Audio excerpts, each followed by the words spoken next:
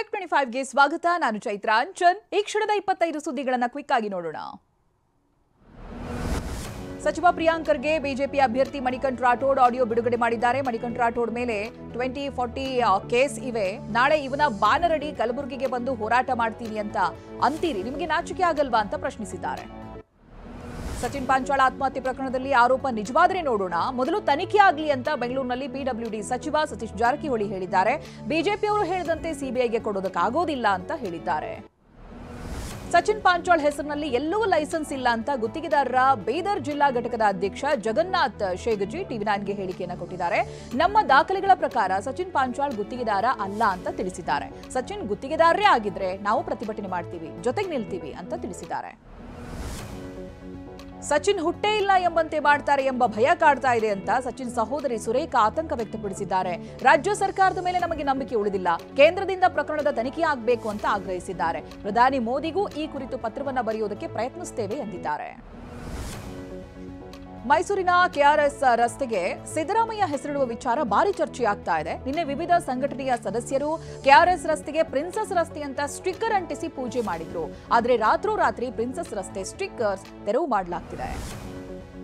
ಮೈಸೂರಿನ ಕೆಆರ್ಎಸ್ ರಸ್ತೆಗೆ ಪ್ರಿನ್ಸಸ್ ಹೆಸರಿತ್ತು ಅನ್ನೋದಕ್ಕೆ ಮತ್ತೊಂದು ದಾಖಲೆ ಲಭ್ಯವಾಗಿದೆ. 1921ರಲ್ಲಿ ಪ್ರಿನ್ಸಸ್ ರಸ್ತೆ ಎಂದು ನಮೂದಾಗಿರುವಂತಹ ನಕ್ಷೆ ಸಹ ಲಭ್ಯವಾಗಿದೆ. ನಕ್ಷೆಯಲ್ಲಿ ನಗರಾಭಿವೃದ್ಧಿ ಟ್ರಸ್ಟ್ ಬೋರ್ಡ್ ಮೈಸೂರು ಚೇರ್ಮನ್ ಸಹಿ ಇದೆ. ಆಸ್ಪತ್ರೆಯಲ್ಲಿ ಬಾಣಂತಿಯರ ಸಾವಿಗೆ ಸರ್ಕಾರವೇ ನೇರ ಹೊಣೆ ಅಂತ ಬೆಂಗಳೂರಿನಲ್ಲಿ ವಿರೋಧ ಪಕ್ಷದ ನಾಯಕ ಅಶೋಕ್ ವಾಗ್ದಾಳಿ ನಡೆಸಿದ್ದಾರೆ. ದೆಹಲಿಗೆ ಹೋಗಿ ದೂರು ಕೊಡುವುದಾಗಿ ಸಚಿವರೇ ಹೇಳಿದ್ರು, ಯಾಕಿನ್ನೂ ಹೋಗಿ ದೂರು ಕೊಟ್ಟಿಲ್ಲ ಅಂತ ಪ್ರಶ್ನೆ ಮಾಡಿದ್ದಾರೆ. ಅಂಬೇಡ್ಕರ್ ವಿರುದ್ಧ ಕೇಂದ್ರ ಗೃಹ ಸಚಿವ ಅಮಿತ್ ಶಾ ಹೇಳಿಕೆ ವಿರೋಧಿಸಿ ಜನವರಿ 7ನೇ ತಾರೀಕಿಗೆ ಮೈಸೂರು ಮಂಡ್ಯ ಜಿಲ್ಲೆ ಬಂದ್ಗೆ ಕರೆಯನ್ನ ನೀಡಲಾಗಿದೆ. ಪ್ರಗತಿಪರ ಸಂಘಟನೆ ಅಂಬೇಡ್ಕರ್ ಸಂಘದಿಂದ ಕರೆ ನೀಡಲಾಗಿದ್ದು ಮೈಸೂರಿನ ಜಲದರ್ಶಿನಿ ಅತಿಥಿ ಗೃಹದಲ್ಲಿ ಇಂದು ಪೂರ್ವಭಾವಿ ಸಭೆ ನಡೆಸಲಾಯಿತು. ಮಂಡ್ಯದಲ್ಲೂ ಐಶ್ವರ್ಯ ವಿರುದ್ಧ ವಂಚನೆ ಕೇಸ್ ದಾಖಲಾಗಿದೆ. ನಾನು ಡಿಕೆ ಸುರೇಶ್ ತಂಗಿ ನಿಖಿಲ್ ಅನಿತಾ ಕುಮಾರಸ್ವಾಮಿ ಬಹಳ ಪರಿಚಿತರು ಅಂತ ರವಿಕುಮಾರ್ ಪೂರ್ಣಿಮಾಗೆ ನಂಬಿಸಿದ್ದಾಗಿ ಇದೀಗ ಎಫ್ಐಆರ್ನಲ್ಲಿ ದಾಖಲಾಗಿದೆ. ಡಿಕೆ ಸುರೇಶ್ ಹೆಸರು ಬಳಸಿ ಐಶ್ವರ್ಯ ಗೌಡ ವಂಚನೆ ಕೇಸ್ ಸಂಬಂಧ ಐಶ್ವರ್ಯ ಗೌಡಗೆ ಆರ್ಆರ್ ನಗರ ಪೊಲೀಸರು ಮತ್ತೊಮ್ಮೆ ನೋಟಿಸ್ ಅನ್ನು ನೀಡಿದ್ದಾರೆ. ಬೆಳಗ್ಗೆ 10 ಗಂಟೆಗೆ ಐಶ್ವರ್ಯ ವಿಚಾರಣೆಗೆ ಹಾಜರಾಗಬೇಕಿತ್ತು. ಹಾಜರಾಗದ ಹಿನ್ನೆಲೆ ಮತ್ತೊಮ್ಮೆ ನೋಟಿಸ್ ಜಾರಿ ಮಾಡಲಾಗಿದೆ. ಕೆಎಸ್ಆರ್ಟಿಸಿ ಬಸ್ಗೆ ಡೀಸೆಲ್ ಟ್ಯಾಂಕರ್ ಹಿಂಬದಿಯಿಂದ ಡಿಕ್ಕಿ ಹೊಡೆದು ಅರ್ಧ ಪಲ್ಟಿಯಾದ ಘಟನೆ ಬಾಗಲಕೋಟೆ ತಾಲೂಕಿನ ಮನ್ನಿಕಟ್ಟಿ ಕ್ರಾಸ್ ಬಳಿ ನಡೆದಿದೆ. ಸ್ಥಳೀಯರು ಅರ್ಧ ಪಲ್ಟಿಯಾದ ಬಸ್ ಹಿಡಿದು ಪ್ರಯಾಣಿಕರನ್ನ ಹೊರತೆಗೆದಿದ್ದಾರೆ. ಬೆಂಗಳೂರಿನ ಮಹದೇವಪುರದ ಬಿನಾರಾಯಣಪುರದಲ್ಲಿ ಯಮಹಾ ಶೋರೂಂನಲ್ಲಿ ಆಕಸ್ಮಿಕ ಬೆಂಕಿ ಅವಘಡ ಸಂಭವಿಸಿದೆ. ಶಾರ್ಟ್ ಸರ್ಕ್ಯೂಟ್ನಿಂದಾಗಿ ಶೋರೂಂಗೆ ಬೆಂಕಿ ತಗುಲಿದ್ದು 60ಕ್ಕೂ ಹೆಚ್ಚು ಬೈಕ್ಗಳು ಬೆಂಕಿಗೆ ಆಹುತಿಯಾಗಿವೆ. ಹುಬ್ಬಳ್ಳಿಯ ಕಿಮ್ಸ್ ಆಸ್ಪತ್ರೆಗೆ ದಾಖಲಾಗಿದ್ದ ರೋಗಿ ನಾಪತ್ತೆಯಾಗಿದ್ದಾನೆ. ಡಿಸೆಂಬರ್ 26ನೇ ತಾರೀಕು ಕಿಮ್ಸ್ ಆಸ್ಪತ್ರೆಯಲ್ಲಿ ಮೆದುಳು ಸಂಬಂಧಿ ಕಾಯಿಲೆಗೆ ಚಿಕಿತ್ಸೆಯನ್ನ ಪಡಿತಾ ಇದ್ದಂತ ಯಲ್ಲಪ್ಪ ಇವತ್ತು ಬೆಳಗಿನ ಜಾವ ಬೆಡ್ನಿಂದ ಎದ್ದು ಹೋಗಿದ್ದಾನೆ. ಸಂಬಂಧಿಕರು ವಿದ್ಯಾನಗರ ಠಾಣೆಗೆ ದೂರು ನೀಡಿದ್ದಾರೆ.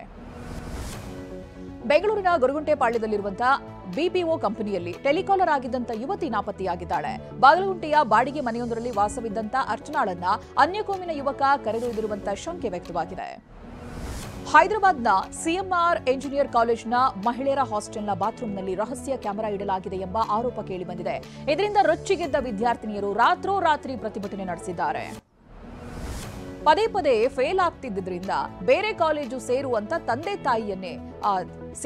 ತಂದೆ ತಾಯಿ ಮಗನಿಗೆ ಹೇಳಿರ್ತಾರೆ. ಹಾಗಾಗಿ ಸಿಟ್ಟಿಗೆದ್ದಂತ ಮಗ ತಂದೆ ತಾಯಿಯನ್ನ ಕೊಲೆ ಮಾಡ್ತಾನೆ. ಈ ಘಟನೆ ನಡೆದಿರೋದು ಮಹಾರಾಷ್ಟ್ರದ ನಾಗಪುರದಲ್ಲಿ. ಮಾಜಿ ಕ್ರಿಕೆಟಿಗ ವಿನೋದ್ ಕಾಂಬ್ಳಿ ಆಸ್ಪತ್ರೆಯಿಂದ ಡಿಸ್ಚಾರ್ಜ್ ಆಗಿದ್ದಾರೆ. ಭಾರತ ಕ್ರಿಕೆಟ್ ತಂಡದ ಜರ್ಸಿ ತೊಟ್ಟ ಕಾಂಬ್ಳಿ ಆಸ್ಪತ್ರೆಯಿಂದ ನಿರ್ಗಮಿಸಿದ್ದಾರೆ. ಮೂತ್ರಕೋಶದಲ್ಲಿ ಸೋಂಕು, ಸ್ನಾಯು ಸೆಳೆತದಿಂದ ಬಳಲ್ತಾ ಇದ್ದಂತ ಸಚಿನ್ ಬಾಲ್ಯದ ಗೆಳೆಯನ ಮೆದುಳಿನಲ್ಲಿ ರಕ್ತ ಹೆಪ್ಪುಗಟ್ಟಿತ್ತು. ಹಿಂದೂ ಸನ್ಯಾಸಿ ಚಿನ್ಮಯಿ ದಾಸ್ ಜಾಮೀನು ಅರ್ಜಿಯನ್ನ ಬಾಂಗ್ಲಾದೇಶದ ಚತ್ತೋಗ್ರಾಮ್ ಕೋರ್ಟ್ ವಜಾಗೊಳಿಸಿದೆ. ದೇಶದ್ರೋಹ ಆರೋಪದ ಮೇಲೆ ಚಿನ್ಮಯಿ ದಾಸ್ ಅವರನ್ನ ನವೆಂಬರ್ 25ನೇ ತಾರೀಕು ಬಂಧಿಸಲಾಗಿತ್ತು.